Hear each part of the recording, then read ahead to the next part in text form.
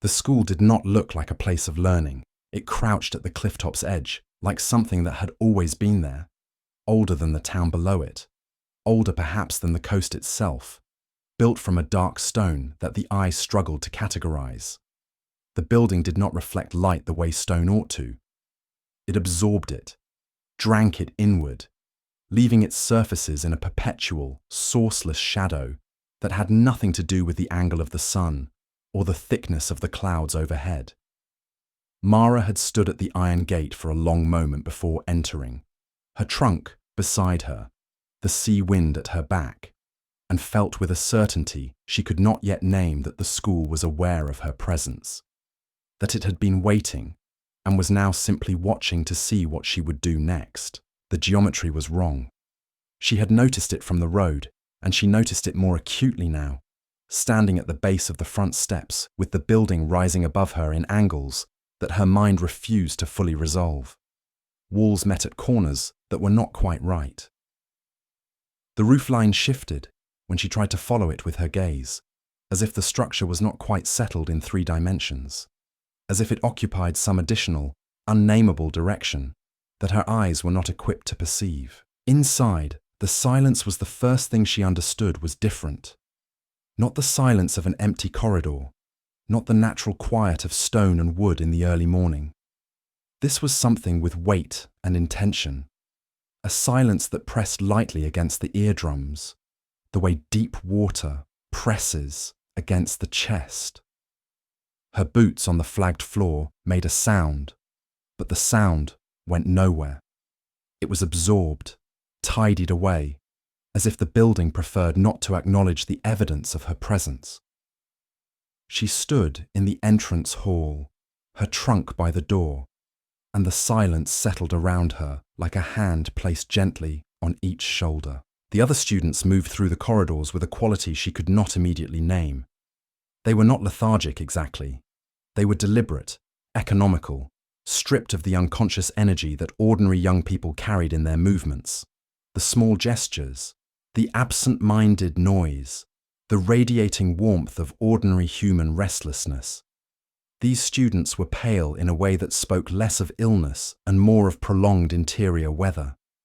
Their eyes, when she caught them, were attentive, but distant, like the eyes of people listening to a sound occurring in another room. They moved through the school's dim corridors, as though they had long since stopped being surprised by anything they encountered there. That, more than the building's impossible geometry, unsettled her. It was not what had been done to them. It was how thoroughly they had stopped noticing. No one had told her what was taught here. That was the truth she had carried with her from the moment the letter of admission arrived, printed on paper that felt faintly abrasive and smelled of something metallic and cold. She had asked her parents. They had answered, in the generalities that adults deploy when they do not know something and cannot admit it. Words like opportunity and distinction and rigorous, which explain nothing. She had asked a boy in her village whose older sister had attended 3 years before. He had looked at her for a long moment before saying that his sister was fine, that she had graduated and moved away, and that she wrote occasionally. She had understood, even then, that there was something he was not saying.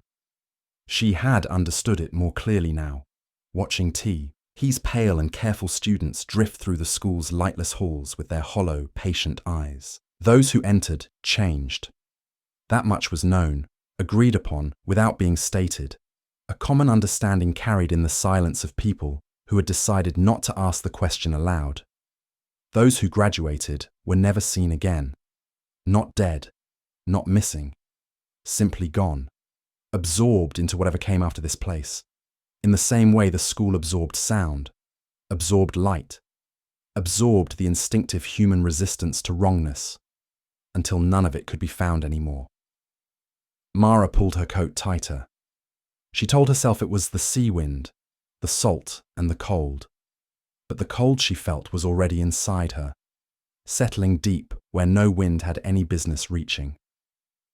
Aldric stood at the front of the hall with the particular stillness of a man who has never once been interrupted. He was tall in the way that the school itself was tall, not merely in measurement, but in the way height could become a kind of pressure.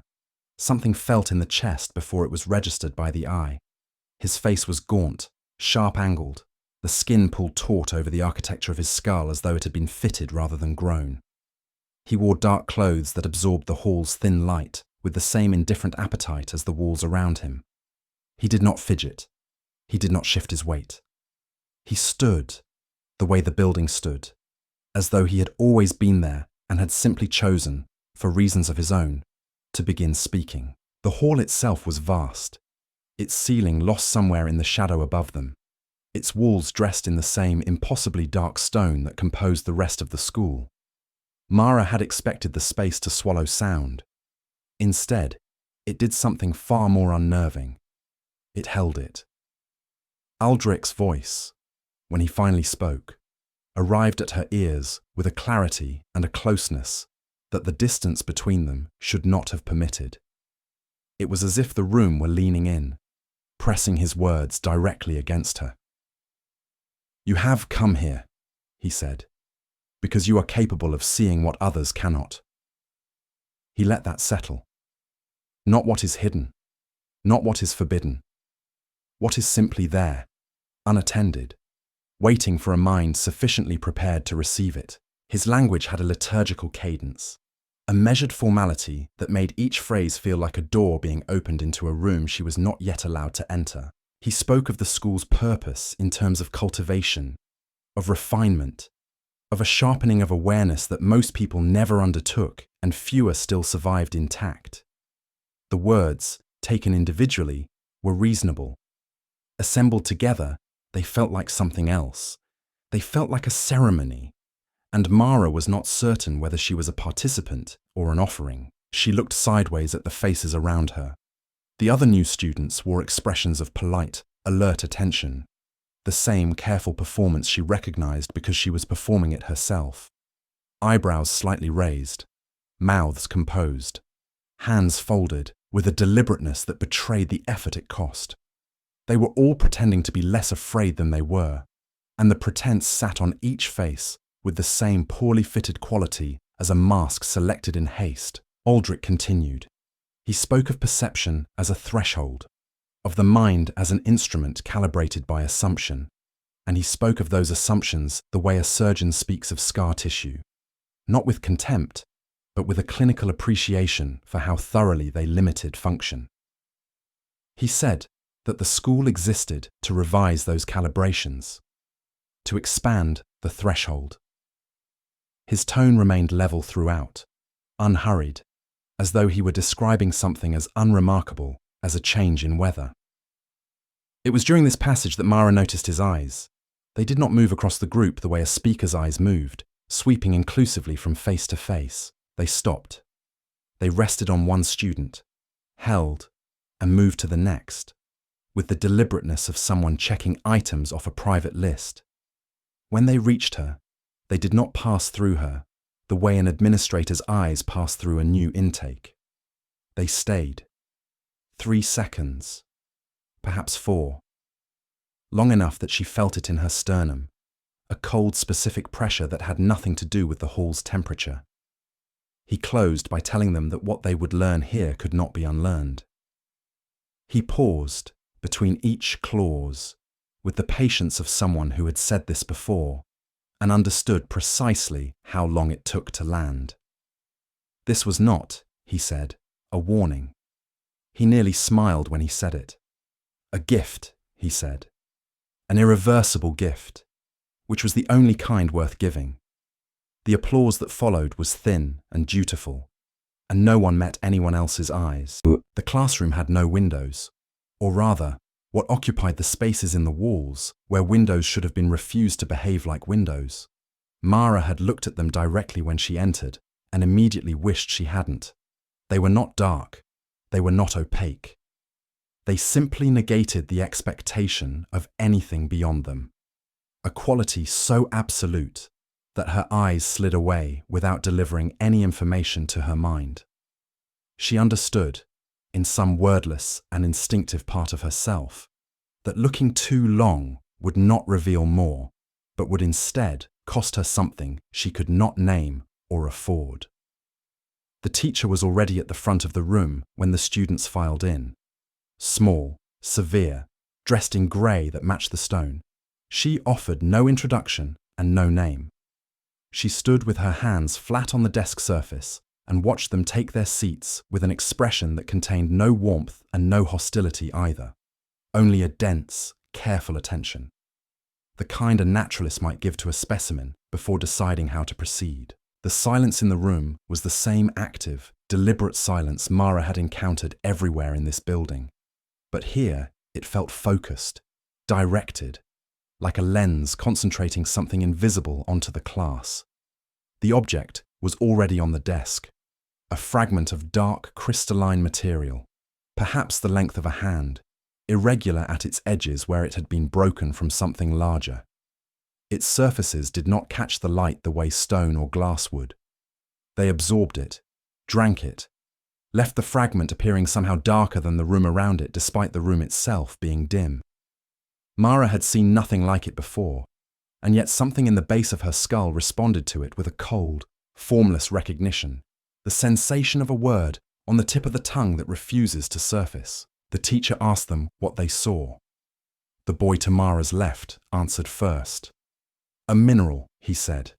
Some kind of crystalline formation. Wrong. The teacher did not elaborate. A girl near the window spaces said it looked manufactured, machined, deliberately shaped. Wrong. Another student offered that it appeared to absorb rather than reflect light and seemed uncertain whether this was a property of the material or of the room. Wrong. Mara sat with her hands pressed flat against the grain of her desk and said nothing. She had been watching the teacher's face through each dismissal and had noticed that the wrongness she named was not a matter of accuracy or inaccuracy. The answers were not being measured against a correct one. They were being measured against something else entirely, some criterion that had nothing to do with the object at all. That, she suspected, was the lesson. The teacher said very little beyond the single word of dismissal, but what she did say arranged itself in Mara's mind with an unsettling precision. Perception, she told them, is not a passive act. The mind constructs what it sees from what it already believes to be possible, and it does this so efficiently, so automatically, that the construction feels like direct experience. What you call seeing is architecture. It is not truth. It is the imposition of a familiar template onto raw sensation. And when the sensation defies the template, the mind does not revise the template. It revises the sensation. Mara gripped the edge of her desk.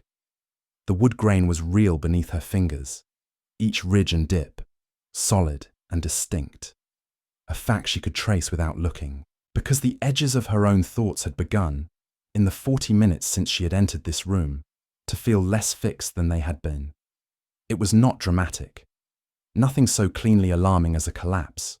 It was more the sensation of a knot loosening by one partial turn. The scaffolding of her assumptions shifting by a degree too small to measure and yet entirely perceptible. The way a ship feels the turn of a tide before the water visibly changes.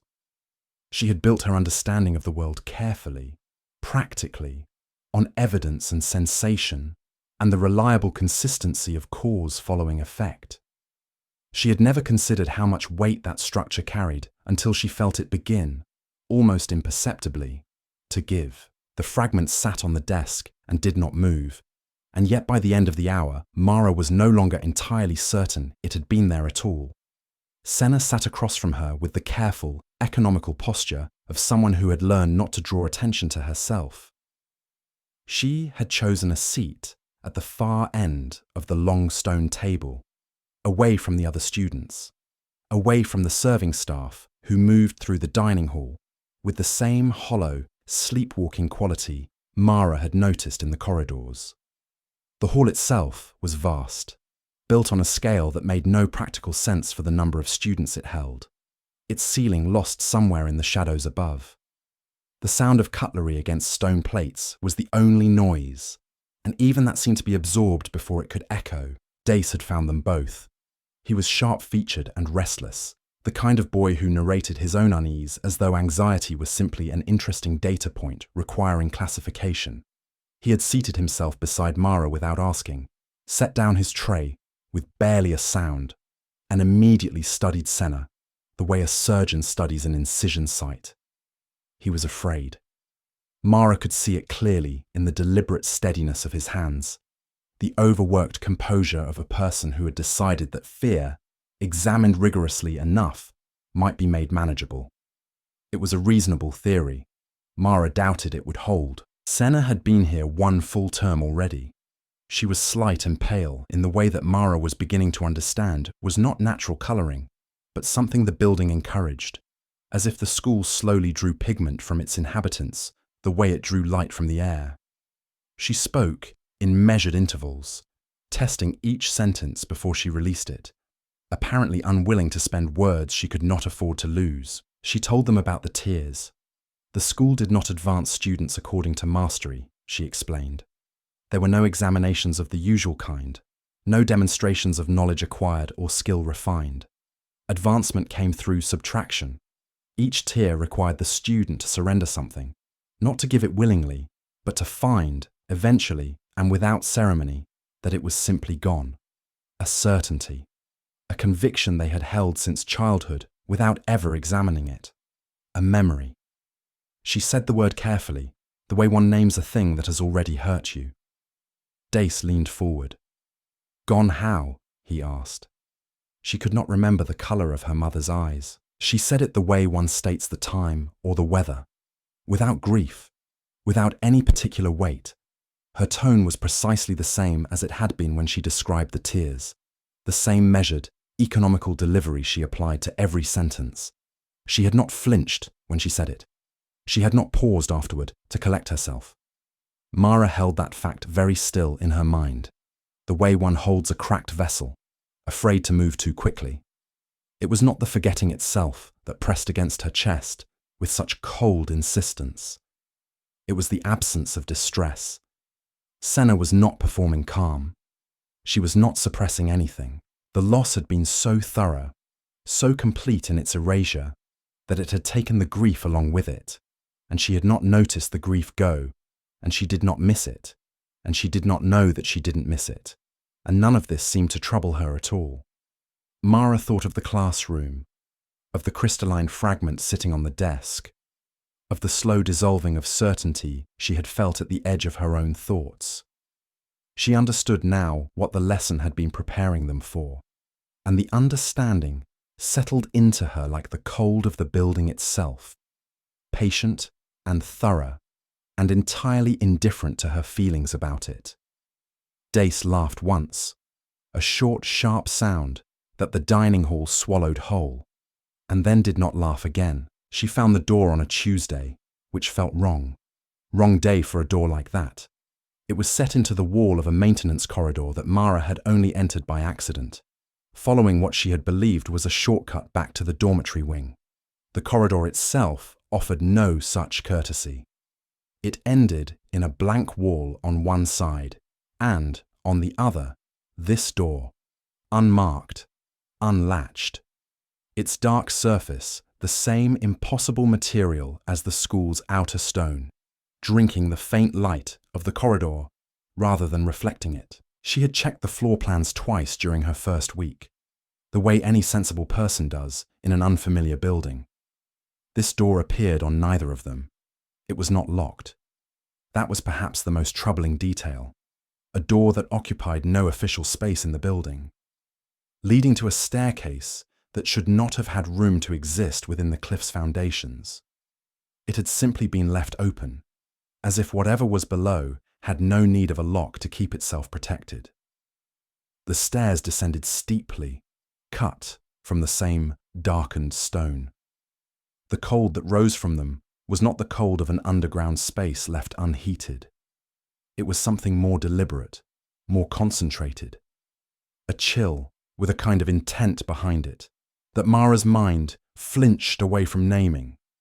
She went down 14 steps, she counted them, pressing one hand against the wall for balance, and then stopped.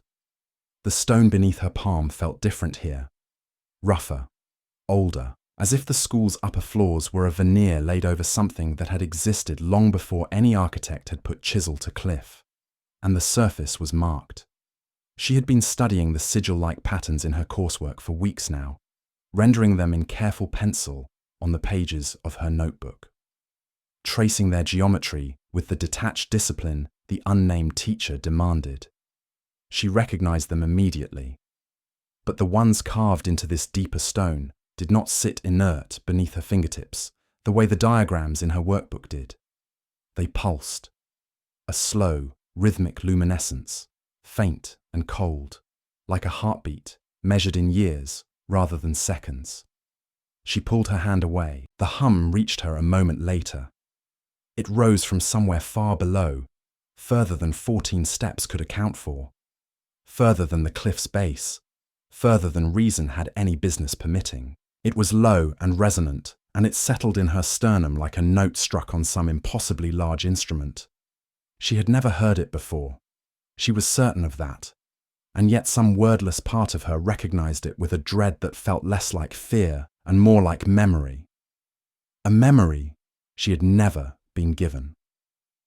Planted in her before she had arrived here, before she had even known this place existed. She went back up the stairs and closed the door behind her and stood in the maintenance corridor for a long moment without moving. That night, she lay in her narrow bed and listened to the building settle around her. It did not settle the way buildings settle. It breathed, long, slow, patient, as if it had been waiting for a very long time and had grown practiced at waiting. She told herself she had imagined the hum, but she had not imagined the way the cold had followed her back upstairs and refused to leave. The headmaster's office was exactly what a headmaster's office should look like, which Mara had already learned to treat as a warning. There was a desk of dark, polished wood, a shelf of leather-bound volumes, a lamp that cast a warm amber glow over everything. The proportions were correct. The arrangement was correct. It was the perfection of it that unsettled her.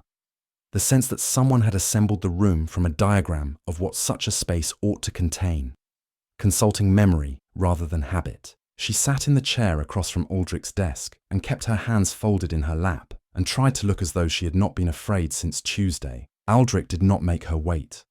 That too felt deliberate. He spoke without preamble, without the liturgical circling she had come to expect from him, and the directness of it was worse than anything oblique could have been. The school, he told her, did not teach knowledge class. She had perhaps suspected this. He said it plainly without apology, as a man states a geographical fact. What the school taught, he explained, was proximity. The gradual, carefully managed exposure of the human mind to an awareness that the human mind was never constructed to hold. He said this the way a physician describes a course of treatment, clinical and certain, and the calmness of it pressed against her chest like a hand. She thought of Senna. The careful posture, the measured words, the colour of her mother's eyes, gone as if it had never been there to begin with. The students who appeared diminished, Aldric continued, were not damaged. He paused on the word damaged, turned it over slightly, as though it amused him in some remote way. They were prepared. The distinction, his tone made clear, was everything. She wanted to ask, prepared for what?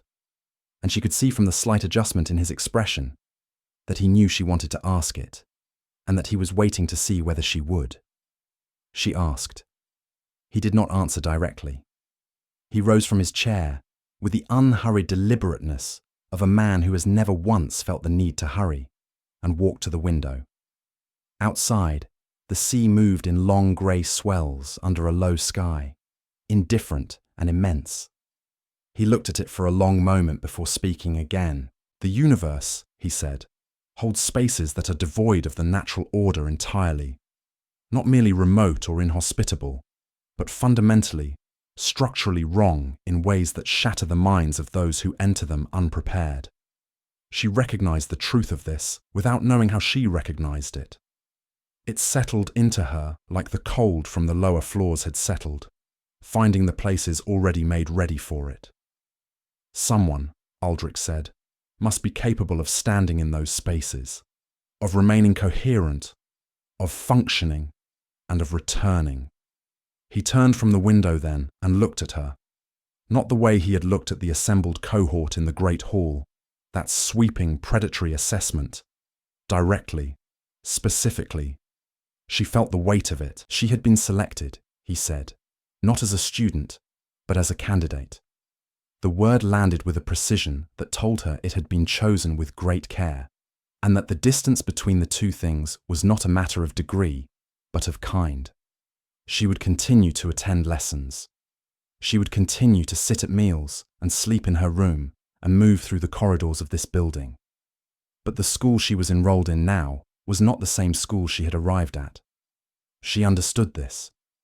She understood also that she had not been given a choice, only the appearance of one, and that Aldric knew she understood this, and found it satisfactory. He turned back to the window, and she understood that the meeting was over, and that the door she had found in the basement was not the only thing in this building that was waiting.